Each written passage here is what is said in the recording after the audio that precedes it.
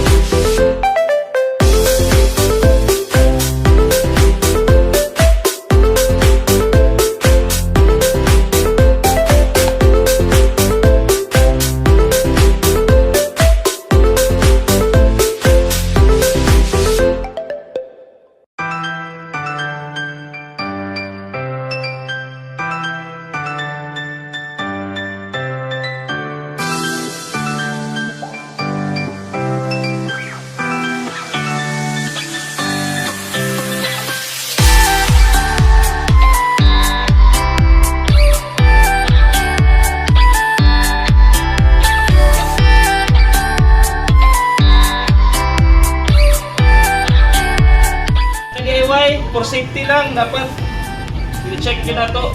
Importante kayo ang brake fluid.